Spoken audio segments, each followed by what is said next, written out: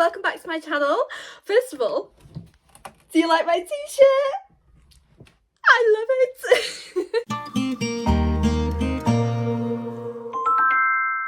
Right, we're gonna do a February reading wrap up, but I only read 2 books this month, guys. I was in a bit of a slump, but I did finish the Acotar series. So this is either going to be really short or really long, depending on how long I babble about the last 2 books. Actually, no, I'm telling a lie. I actually read 3 books because one of them was an audiobook. Okay, so first book of the month was the little novella, of course, A Court of Frost and Starlight. I almost forgot the name then. Do you know what? This one was cute. It was cute. I think it was needed in order to basically get you into the vibe of reading in third person. Which, and you know, I'm still not a fan of.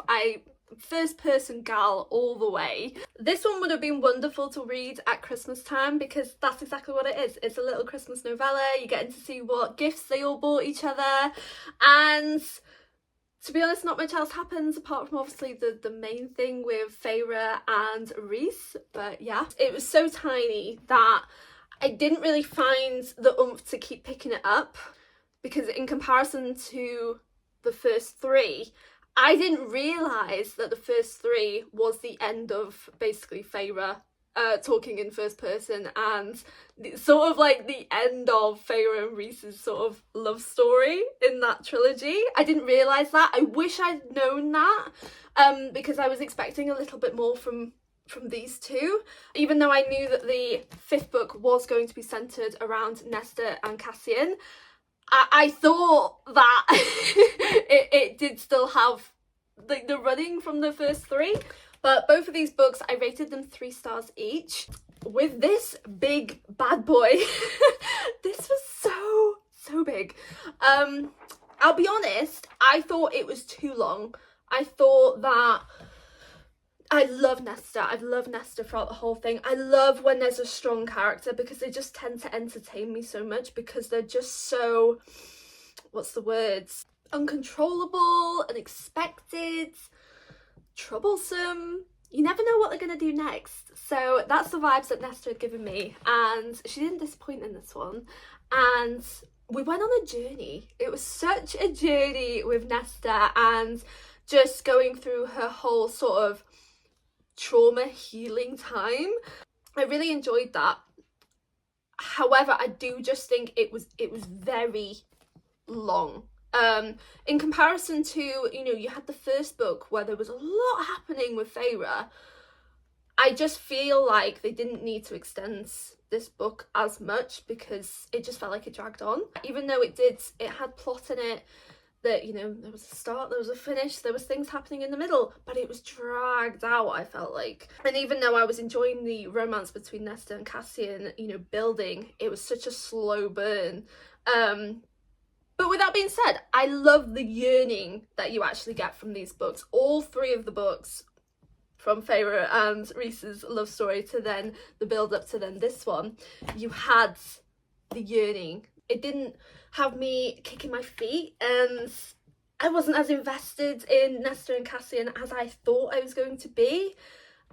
This book was a hell of a lot more spicier than the other 3. I think the most gripping part of this book was with the Kelpie, and that was about halfway through, and I just felt like it was so...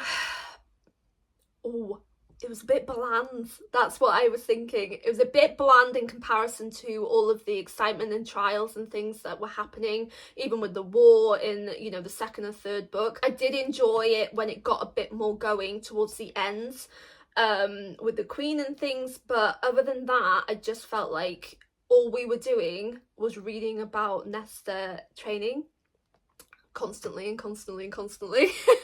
But yeah, other than that, I enjoyed it. I just think that this didn't need to be a 700-page book.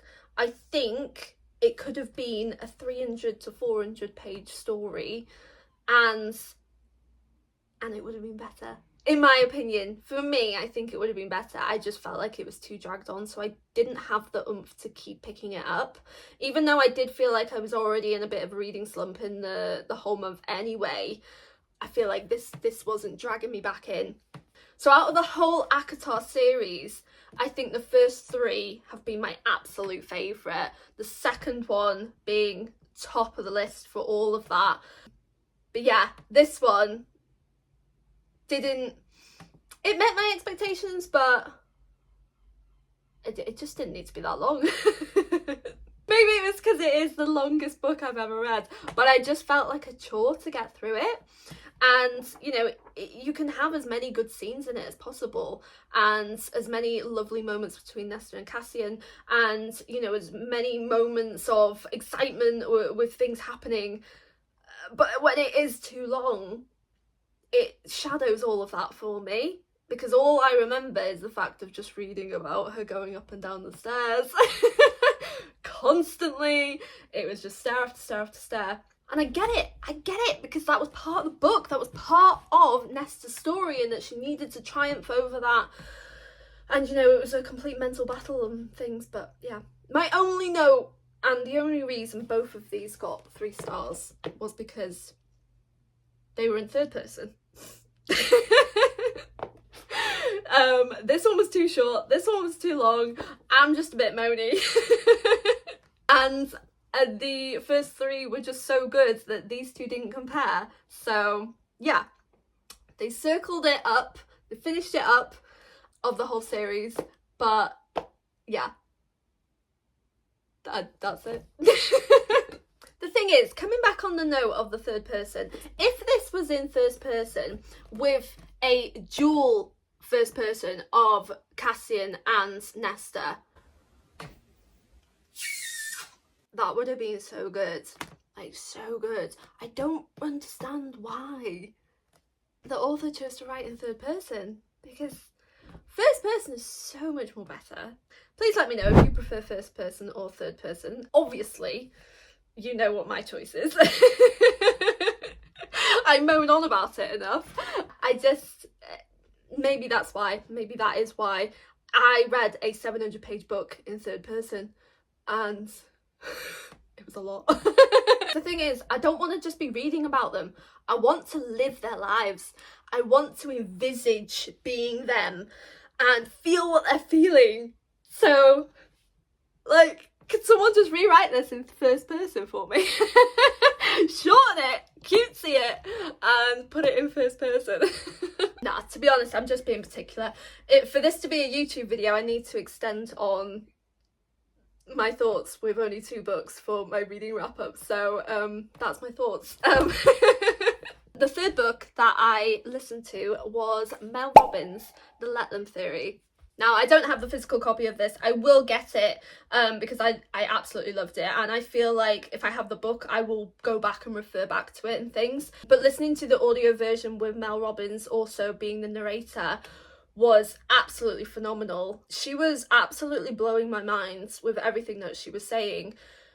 But at the beginning, I was very skeptical, and I was almost really annoyed, because when you hear the theory of let them, I felt like if I take on that theory, I'm just going to become a pushover. I'm just going to let people treat me badly because that's them, and just to let them. However, as you continue listening onto the book, the theory is basically that you let them do whatever. If they don't include you, you know, if they have particular behaviour that you don't like or anything like that, you let them do that behaviour, but then you let me. So the next part of the theory is that you take the control back. And once she then got to that part of the audiobook, I was like, I'm with you now.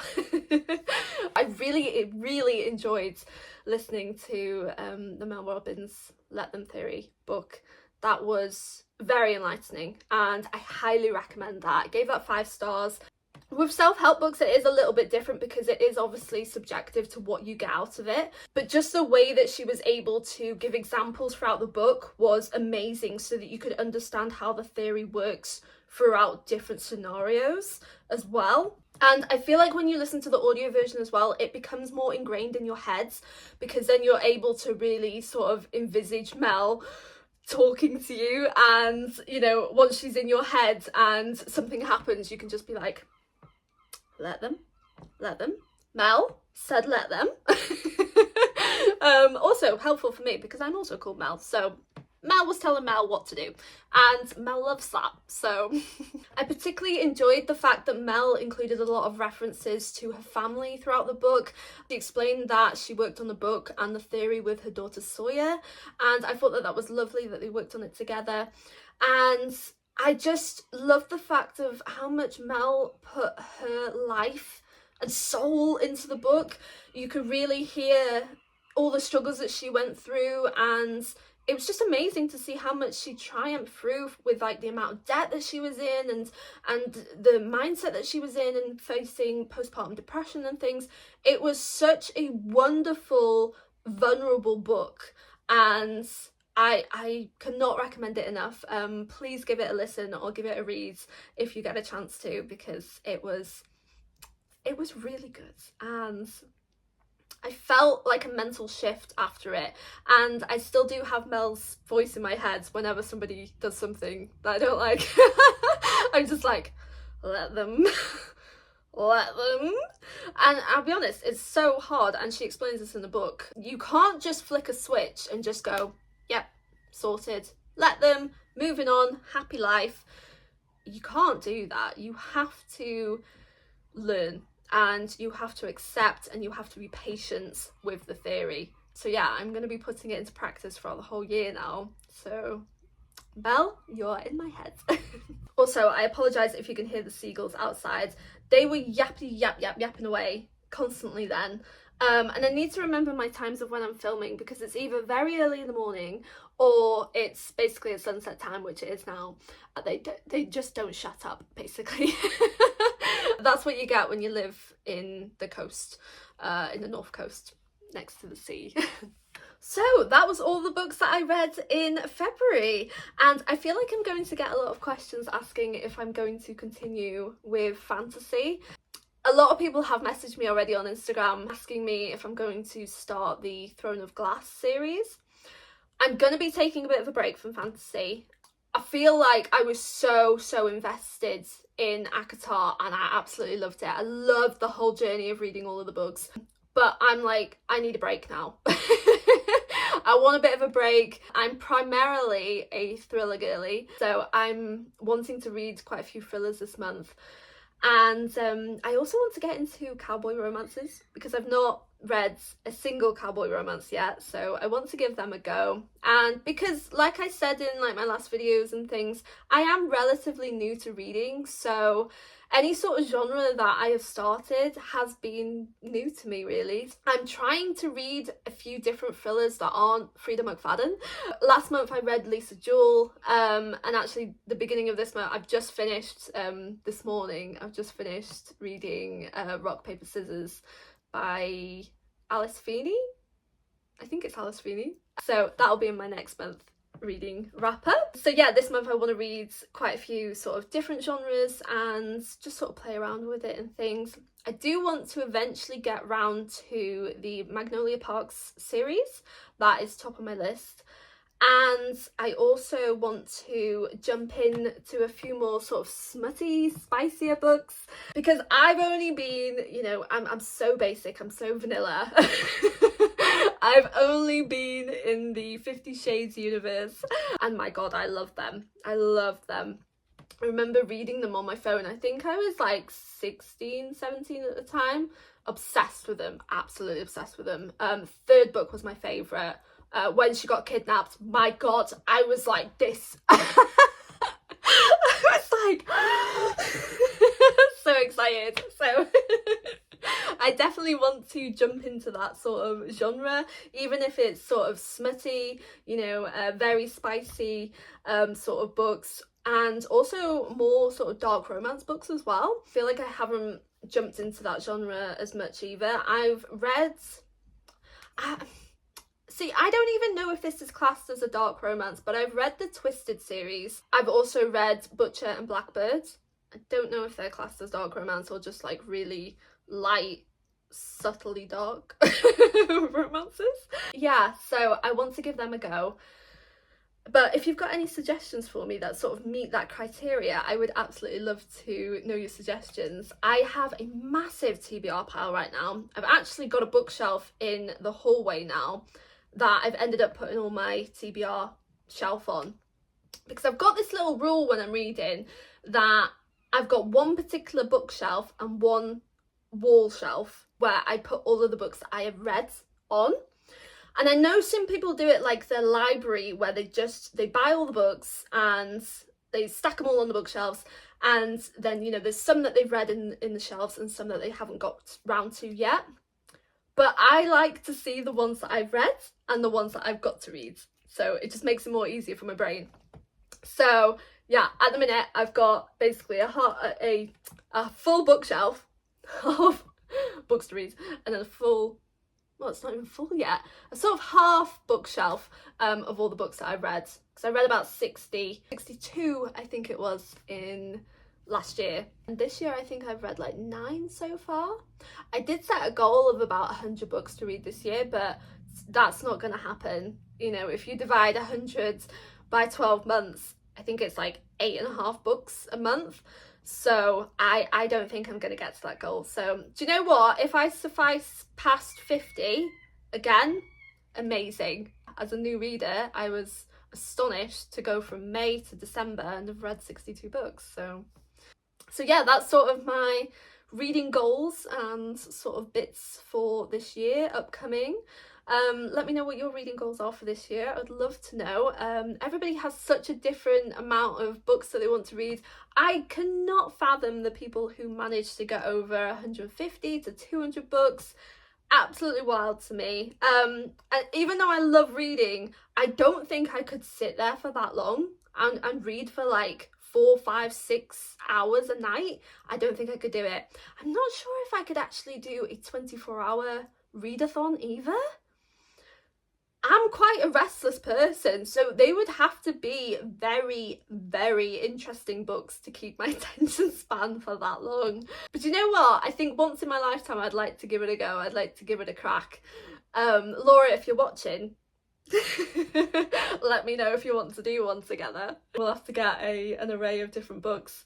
But yeah, that would be interesting actually to try and see if we could do it. So March goals wise, I would really like to set aside some more time to focus on reading and just relaxing a bit more in the evenings as well. I felt like last month it was such a whirlwind. I was on creative overload, particularly with starting YouTube as well. When you're sort of learning how to edit and everything, it was such a learning curve, and it was taking a lot of time, and I'm not used to long form content. I'm used to sort of like under 1 minute content that I film on like TikTok and Instagram. So it was taking a lot out of me. So I'm sort of in the experimental phase at the minute with YouTube and just pottering about with it and just learning new things and seeing what's going to work sort of long time to be able to post content over here. It was a lot of evening time taken up by just editing, and I felt like that was why I didn't get much time to just one, relax, and two to read. Ever since starting to read, I have just felt so much better mentally. It has given me something to focus on, it has given me some enjoyment, and I absolutely love it. It's given me that chance to just escape from my busy brain, because my brain can just go on haywire and just say, hey, let's do all of this today, and give me 1,000,001 tasks. And yeah, reading has definitely been able to centre me, and I would like to get back to that. Reading is cool. And good for your mental health. And particularly, I've been enjoying going for my walks this month, listening to an audiobook. So I'm like killing 2 birds in 1 stone. I'm going outside, I'm getting my serotonin from the sun, I'm having my mental health walks, getting some exercise in, and I'm enjoying myself whilst listening to an audiobook, which is keeping me entertained. Like, win-win. So I will be back next month to give you an update on all of the books that I have listened to and read in March, but I hope you have an absolutely fabulous month, and thank you so much for watching. I would absolutely love it if you would like and subscribe over to my channel, and let me know what videos you'd like to see from me over here, and I would love to get them filmed for you guys and edited as the most efficient way as possible. I will get there. But thank you so much, and I will see you on the next video. Bye!